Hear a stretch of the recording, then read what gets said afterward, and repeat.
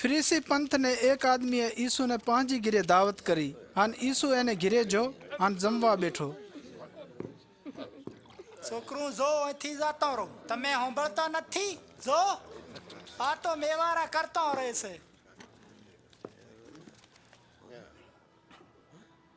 યા ચમાવી છે. મને ખબર નથી.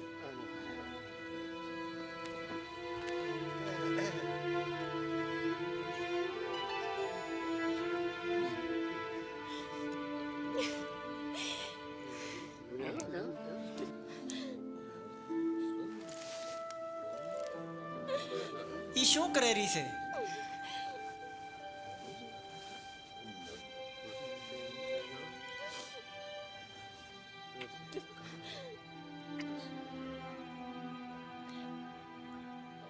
જે આ મને ઈશ્વરનો ન્યાપો આલ્યા વાળો હોત તો ખબર પડી જોત કે આ બાયડી જેણીએ મને હાથ અડાડ્યો છે એ ચેવી છે.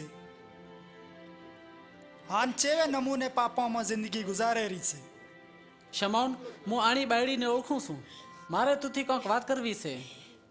એક અમીરના બે કર્જી હતા. એકમાં તે 500 અને બીજામાં 50 સિક્કા કર્જ હતું. પણ અહીંયા કને કર્જ વાપસ આલ્યા હારું કોઈ નતું. એણે બેનું કર્જ માફ કરી લાખ્યું.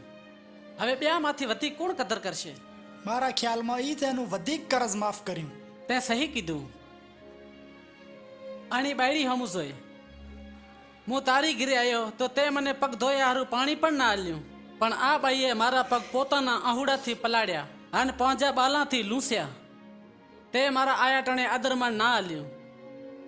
પણ આણીએ મારા પગાને વાલા આલ્યાનું નથી મેલ્યું. તે મારા માથા માથે તેલ ના હણ્યું. પણ આ બાઈએ મારા પગા માથે અત્તર હણ્યું. હું તુને હાસકું છું. જેટલા દોહા બાઈએ કર્યા છે હું બધાય માફ થઈ જા. પણ જેના થોડા પાપ માફ કર્યા એ થોડી કદર કરે છે.